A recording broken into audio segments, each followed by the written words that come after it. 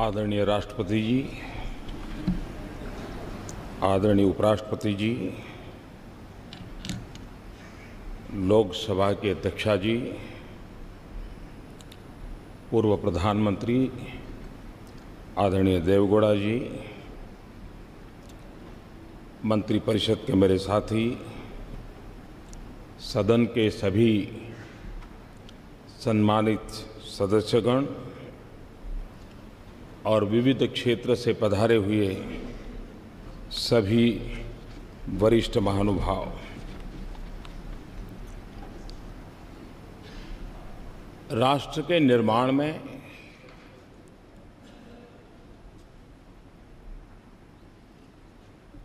कुछ ऐसे पल आते हैं जिस पल पर हम किसी नए मोड़ पर जाते हैं, नए मुकाम की ओर पहुंचने का प्रयास करते हैं।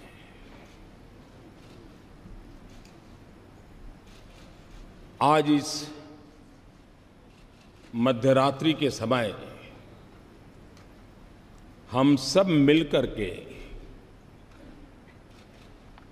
देश का आगे का मार्ग सुनिश्चित करने जा रहे हैं।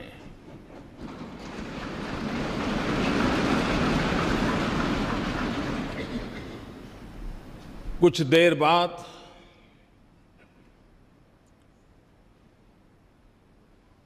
देश एक नई व्यवस्था के ओर चल पड़ेगा।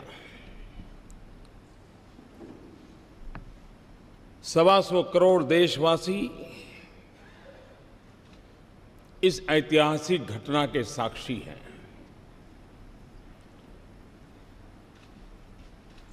जीएसटी की ये प्रक्रिया ये सिर्फ अर्थव्यवस्था के दायरे तक सीमित है, ऐसा मैं नहीं मानता। पिछले कई वर्षों से अलग अलग महानुभावों के मार्गदर्शन में, नेतृत्व में, अलग अलग टीमों के द्वारा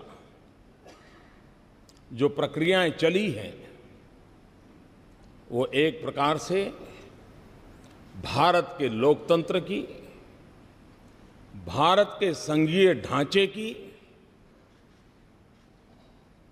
कोऑपरेटिव फेडरलिज्म के हमारे कंसेप्ट की एक बहुत बड़ी मिसाल के रूप में आज ये अवसर हमारा आया है।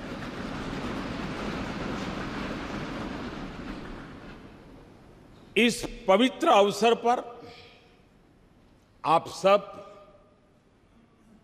अपना बहुमूल्य समय निकाल करके आए हैं। मैं हृदय से आपका स्वागत करता हूं, आपका आभार व्यक्त करता हूं।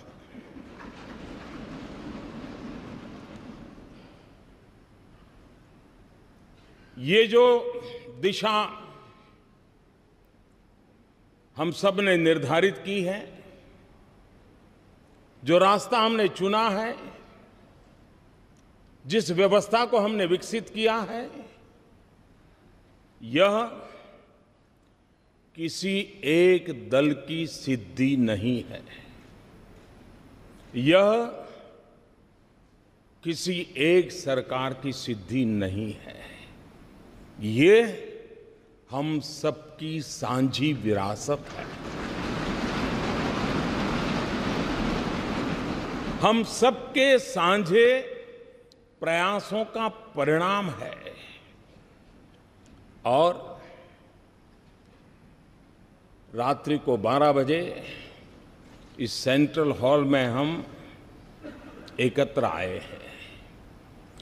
यह वो जगह है जिस जगह पे इस राष्ट्र के अनेक महापुरुषों के पद चिन्हों से इस जगह ने अपने आप को पावन किया हुआ है। ऐसी पवित्र जगह पर हम बैठे हैं और इसलिए आज सेंट्रल हॉल की इस घटना के साथ हम याद करते हैं 9 दिसंबर 1946 संविधान सभा की पहली बैठक का ये सभागृह साक्षी है। हम उस स्थान पर बैठे हैं जब संविधान सभा की प्रथम बैठक हुई। पंडित जवाहरलाल नेहरू, मौलाना अब्दुल कलाम आजाद, सरदार वल्लभ भाई पटेल, बाबा साहब आम्बेडकर, आचार्य कृपलानी, डॉक्टर राजेंद्र बाबू, सरोजिनी नायडू, ये सब महापुरुष पहली कतार में बैठे हुए थे। उस सदन में जहां कभी 14 अगस्त 1947 रात को 12 बजे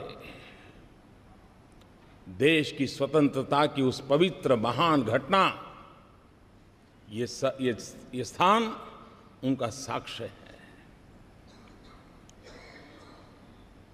26 नवंबर 1949 देश ने संविधान को स्वीकार किया। यही जगह उस महान घटना का भी साक्षी के रूप में है। और आज वर्षों के बाद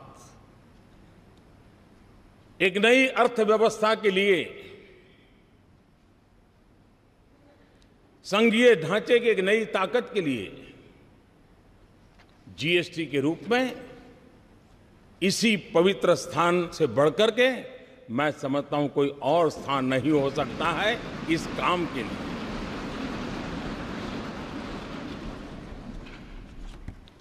संविधान का मंथन 2 साल 11 महीने और 17 दिन तक चला था। हिंदुस्तान के कोने कोने से विद्वत जन उस बहस में हिस्सा लेते थे, वाद विवाद होते थे, राजी नाराजी होती थी, सब मिलकर के बहस करते थे, रास्ते खोजते थे। कभी इस पार कभी उस पार नहीं जा पाए तो बीच का रास्ता खोज करके चलने का प्रयास करते थे। ठीक उसी तरह ये जीएसटी भी एक लंबी विचार प्रक्रिया का परिणाम है। सभी राज्य समान रूप से, केंद्र सरकार उसी की बराबरी में और सालों तक चर्चा की है। संसद में इसके पूर्व के भी सांसदों ने, उसके पूर्व के सांसदों ने लगातार इस पर बहस की है। एक प्रकार से best brains of the country उन्होंने लगातार इस काम को किया है और उसी का परिणाम है कि आज ये जीएसटी को हम साकार रूप में देख सकते हैं। जब संविधान बना तो संविधान ने पूरे देश के नागरिकों को समान अवसर, समान अधिकार, उसके लिए सुनिश्चित व्यवस्था खड़ी करती थी। और आज जीएसटी एक प्रकार से सभी राज्यों के उन मोतियों को एक धागे में परोने का और आर्थिक व्यवस्था के अंदर एक सुचारू व्यवस्था लाने का एक अहम प्रयास है। जीएसटी ये कोऑपरेटिव फेडरलिज्म की एक मिसाल है जो हमें हमेशा हमेशा और अधिक साथ मिलकर चलने की ताकत देगी। जीएसटी ये टीम इंडिया का क्या परिणाम हो सकता है, ये टीम इंडिया की कर्तृत्व शक्ति का, सामर्थ्य का परिचायक है। ये जीएसटी काउंसिल केंद्र और राज्य ने मिलकर के उन व्यवस्थाओं को विकसित किया है जिसमें गरीबों के लिए जो पहले उपलब्ध सेवाएं थी उन सारी सेवाओं को बरकरार रखा है। दल कोई भी हो, सरकार कहीं की भी हो, गरीबों के प्रति संवेदनशीलता इस जीएसटी के साथ जुड़े हुए सब लोगों ने समान रूप से उसकी चिंता की है। मैं जीएसटी काउंसिल को बधाई देता हूं। अब तक इस काम का नेतृत्व जिन जिन लोगों ने किया है, अरुण जी ने विस्तार से कहा था, मैं उसका पुनरावर्तन नहीं करता हूं। मैं उन सबको भी बधाई देता हूं। इस प्रक्रिया को जिन जिन लोगों ने आगे बढ़ाया उन सबको मैं बधाई देता हूं। आज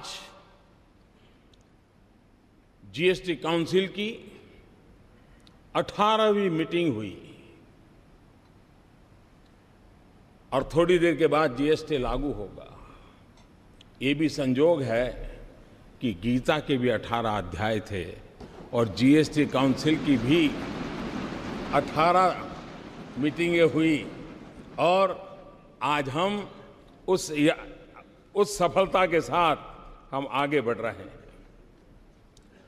एक लंबी प्रक्रिया थी, परिश्रम थी, शंका आशंकाएं थी, राज्यों के मन में गहरे सवाल थे, लेकिन अथाग पुरुषार्थ, परिश्रम, दिमाग की जितनी भी शक्ति उपयोग में लाई जा सकती है, ला करके इस कार्य को पार किया है। चाणक्य ने कहा था, यद्दुरम यद्दुराद्यम यच्च दुरे व्यवस्थितम तत्सर्वम तपसा साध्यम तपो ही दुर्ति क्रमम। चाणक्य के इस वाक्य ने हमारी इस पूरी जीएसटी प्रक्रिया को बड़े अच्छे ढंग से कहा है। कोई वस्तु कितनी ही दूर क्यों न हो, उसका मिलना कितना ही कठिन क्यों न हो, वो पहुंच से कितनी ही बाहर क्यों न हो, कठिन तपस्या और परिश्रम से उसे भी प्राप्त किया जा सकता है और ये आज हुआ है। हम कल्पना करें कि देश आजाद हुआ, 500 से ज्यादा रियासतें थी। अगर सरदार वल्लभ भाई पटेल ने इन रियासतों को मिलाकर के देश को एक न किया होता, देश का एकीकरण न किया होता, तो भारत का राजनीतिक मानचित्र कैसा होता, कैसा बिखराव होता। आजादी होती लेकिन देश का वो मानचित्र कैसा होता।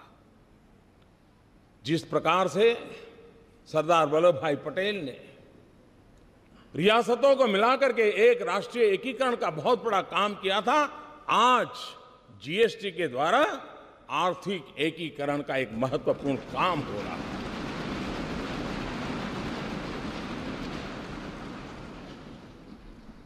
29 राज्य, 7 केंद्र शासित प्रदेश, केंद्र के 7 टैक्स, राज्यों के 8 टैक्स और हर चीजों की अलग अलग टैक्स का हिसाब लगाएं, 500 प्रकार के टैक्स कहीं न कहीं अपना रोल कर रहे थे।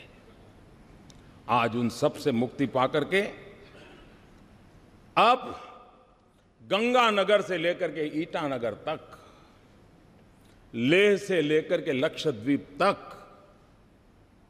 वन नेशन वन टैक्स, ये सपना हमारा साकार होके रहेगा। और जब इतने सारे टैक्स, 500 अलग अलग हिसाब लगाए, 500 टैक्स। आल्बर्ट आइंस्टाइन प्रखर वैज्ञानिक, उन्होंने एक बार बड़ी मजेदार बात कही थी। उन्होंने कहा था, दुनिया में अगर कोई चीज समझना सबसे ज्यादा मुश्किल है तो वो है इनकम टैक्स। ये आल्बर्ट आइंस्टाइन ने कहा था। मैं सोच रहा था अगर वो यहां होते तो पता नहीं ये सारे टैक्स देख करके क्या कहते, क्या सोचते। और इसलिए, और हमने देखा है कि उत्पाद के अंदर के उत्पादन में तो ज्यादातर कोई बहुत असमानता नहीं आती है, लेकिन जब प्रोडक्ट बाहर जाता है राज्यों के अलग अलग टैक्स के कारण असमानता दिखती है। एक ही चीज दिल्ली में एक दाम होगा, 25-30 किलोमीटर दूर गुरुग्राम में दूसरा लगेगा, और उधर नोएडा में गए तो तीसरा होगा। क्यों? क्योंकि हरियाणा का टैक्स अलग, उत्तर प्रदेश का टैक्स अलग, दिल्ली का टैक्स अलग। इन सारी विविधताओं के कारण सामान्य नागरिक के मन में सवाल उठता था कि मैं गुरुग्राम जाऊं तो यही चीज मुझे इतने में मिल जाती है, मैं वही चीज नोएडा जाता हूं तो इतने में मिलती है, और दिल्ली में जाता हूं तो इतने में मिलती है। एक प्रकार से हर किसी के लिए कंफ्यूजन की स्थिति रहती थी, और पूंजी निवेश में भी विदेश के लोगों के लिए ये सवाल रहता था कि भाई किस एक व्यवस्था हम समझते हैं और काम कहीं सोचते हैं तो दूसरे राज्य में दूसरी व्यवस्था सामने आती है, और एक कंफ्यूजन का माहौल बना रहता था। आज उस पर से हम मुक्ति की ओर आगे बढ़ रहे हैं। अरुण जी ने बड़ा विस्तार से वर्णन किया है कि जीएसटी के कारण ऑक्ट्रॉय की व्यवस्था हो, एंट्री टैक्स हो, सेल टैक्स हो, वैट हो, न जाने कितनी चीजें, सारा वर्णन उन्होंने विस्तार से किया, सब खत्म हो जाएगा। हम जानते हैं कि हम एंट्री के टोल पर घंटों तक हमारे व्हीकल खड़े रहते हैं, देश का अरबों खरबों का नुकसान होता है। फ्यूल के जलने के कारण पर्यावरण का भी उतना ही नुकसान होता है। इस सारी व्यवस्थाएं सिमलेस होने के कारण एक प्रकार से उन सारी अव्यवस्थाओं में से एक मुक्ति का मार्ग हमें प्राप्त होगा। कभी कभार पेरिसेबल गुड खास करके समय पर पहुंचना बहुत आवश्यक होता था, लेकिन वो जब नहीं पहुंचता था तो उसके कारण उस पहुंचाने वाले का भी नुकसान होता था, और जो प्रोसेसिंग करता था उसका भी नुकसान होता था। इन सारी जो व्यवहार जीवन की अव्यवस्थाएं थी, उन अव्यवस्थाओं से आज हम मुक्ति पा रहे हैं और हम आगे बढ़ रहे हैं। जीएसटी के तौर पर देश एक आधुनिक टैक्सेशन सिस्टम की ओर आज कदम रख रहा है, बढ़ रहा है। एक ऐसी व्यवस्था है जो ज्यादा सरल है, ज्यादा पारदर्शी है। एक ऐसी व्यवस्था है जो काले धन को और भ्रष्टाचार को रोकने में एक अवसर प्रदान करती है। एक ऐसी व्यवस्था है जो ईमानदारी को अवसर देती है, जो ईमानदारी से व्यापार करने के लिए एक नया उत्साह और उमंग भरने की व्यवस्था इससे मिलती है। एक ऐसी व्यवस्था है जो नए गवर्नेंस के कल्चर को भी लेकर के आती है, और जिसके द्वारा जीएसटी हम लेकर के आए हैं। भाइयों साथियों, टैक्स टेररिज्म और इंस्पेक्टर राज, ये बात कोई नई नहीं है। सब दूर ये शब्द हम सुनते आए हैं। परेशानी भुगतने वालों से हमने उस चिंता को अनुभव किया है, और जीएसटी की इस व्यवस्था के कारण, टेक्नोलॉजिकली सारा ट्रेल होने के कारण अब अफसरशाही, उसके लिए ग्रे एरिया बिल्कुल समाप्त हो रहा है। उसके कारण जो सामान्य व्यापारियों को, सामान्य कारोबारियों को, अफसरों के द्वारा जो परेशानियां होती रही हैं, उससे मुक्ति का मार्ग इस जीएसटी के द्वारा कोई ईमानदार व्यापारी बेवजह परेशान हो, वो दिन इसके साथ खत्म होने की पूरी संभावना इस जीएसटी के अंदर है। इस पूरी व्यवस्था में छोटे व्यापारियों को 20 लाख तक का व्यापार करने वालों को पूरी तरह मुक्ति दे दी गई है, और जो 75 लाख तक है उनको भी कम से कम इस चीजों से जुड़ना पड़े, इसकी व्यवस्था की है। ये बात ठीक है कि स्ट्रक्चर में लाने के लिए कुछ व्यवस्थाएं की है, लेकिन वो मिनिमम व्यवस्थाएं, नाम मात्र की व्यवस्थाएं की गई हैं, और उसके कारण सामान्य मानवी जो है उसके लिए इस नई व्यवस्था से कोई बोझ होने वाला नहीं है। साथियों, जीएसटी की व्यवस्था ये बड़ी बड़ी आर्थिक भाषा में जो बोला जाता है वहां तक सीमित नहीं है। बड़े बड़े शब्द इसके साथ जोड़े जाते हैं, लेकिन अगर सरल भाषा में कहूं कि देश के गरीबों के हित के लिए ये व्यवस्था सबसे ज्यादा सार्थक होने वाली है। आजादी के 70 साल के बाद भी हम गरीबों तक जो पहुंचा नहीं पाए हैं, ऐसा नहीं कि प्रयत्न नहीं हुए हैं, सब सरकारों ने प्रयत्न किए हैं, लेकिन संसाधनों की मर्यादा रही है कि हम हमारे देश के गरीब की उन आवश्यकताओं की पूर्ति में कहीं न कहीं कम पड़े हैं। अगर हम संसाधनों को सुव्यवस्थित ढंग से, और बोझ किसी एक पर न जाए, बोझ स्प्रेड हो जाए, हॉरिजॉन्टल जितना हम स्प्रेड करें उतना ही देश को वर्टिकल ले जाने की सुविधा बढ़ती है। और इसलिए उस दिशा में जाने का काम, अब वो कच्चा बिल पक्का बिल ये सारी खेल खत्म हो जाएंगे, बड़ी सरलता हो जाएगी। और मुझे विश्वास है छोटे मोटे व्यापारी भी ये जो गरीब को बेनिफिट मिलने वाला है वो जरूर उसको ट्रांसफर करेंगे, ताकि गरीब का भला हम लोगों का आगे बढ़ाने के लिए बहुत बहुत काम आने वाला है। कभी कभी आशंकाएं होती हैं कि ये नहीं होगा, दिखना नहीं होगा, फलाना नहीं होगा। और हमारे देश में हम जानते हैं कि जब 10th और 12th के रिजल्ट ऑनलाइन देने की शुरुआत की और एक साथ सब गए जब, तो सारा हैंगअप हो गया और दूसरे दिन खबर यही बन गई कि ऐसा हो गया। आज भी काफी इसी चर्चा होती है। ये बात ठीक है कि हर किसी को टेक्नोलॉजी नहीं आती है, लेकिन हर परिवार में 10वीं 12वीं का अगर विद्यार्थी है तो उसको ये सारी चीजें आती हैं। कोई मुश्किल काम नहीं, इतना सरल है। घर में 10वीं 12वीं का विद्यार्थी भी रहता है तो चीजें छोटे से व्यापारी को भी, और वो मदद कर सकता है, रास्ता निकल सकता है। जो लोग आशंकाएं करते हैं, मैं कहता हूं कृपा करके ऐसा मत कीजिए। अरे आपका पुराना डॉक्टर हो, आप उसी से अपनी आंखें लगातार चेक करवाते हो, वही हर बार आपके नंबर निकालता हो, आपका चश्मा बनाने वाला भी निश्चित हो, आप वहाँ आपके नंबर बनवाते हो, और फिर भी जब नया नंबर वाला चश्मा आता है तो 1-2 दिन तो आंख ऊपर नीचे करके एडजस्ट करना पड़ता है। ये बस इतना ही है। और इसलिए थोड़ा सा हम प्रयास करेंगे, इस व्यवस्था के साथ हम आसानी से जुड़ जाएंगे। और इसलिए मैं आपसे आग्रह करता हूं कि अफवाहों के बाजार को बंद करें, और अब जब देश चल पड़ा है तो सफल कैसे हो, देश के गरीब जनों की भलाई के लिए कैसे काम हो, उस पर हम दे करके चलें। और तब जाकर के जीएसटी की इस निर्णय का वैश्विक इकोनॉमिक वर्ल्ड में एक बहुत सकारात्मक प्रभाव हुआ है। भारत में जो पूंजी निवेश करना चाहते हैं उनके लिए भी एक प्रकार की व्यवस्था बहुत आसानी से वो समझ पाते हैं और उसको चला पाते हैं। मैं समझता हूं भारत में और आज दुनिया का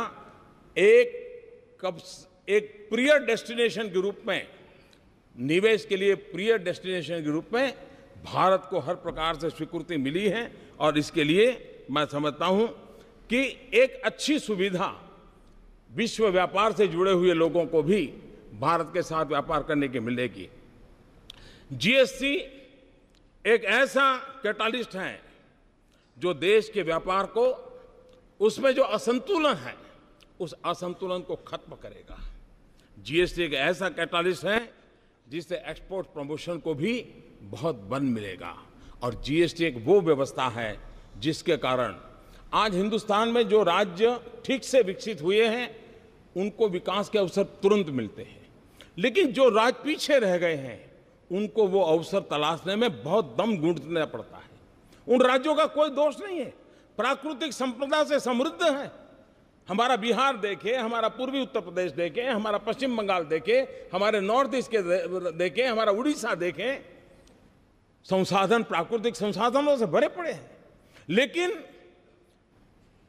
अगर उनको ये व्यवस्था, जब जिस एक कानून की व्यवस्था मिल जाएगी, मैं साफ देख रहा हूं कि हिंदुस्तान का पूर्वी हिस्सा के विकास के में जो कुछ भी कमी रह गई है उसको पूरा करने का सबसे बड़ा अवसर सबसे बड़ा अवसर इसे मिलने वाला है।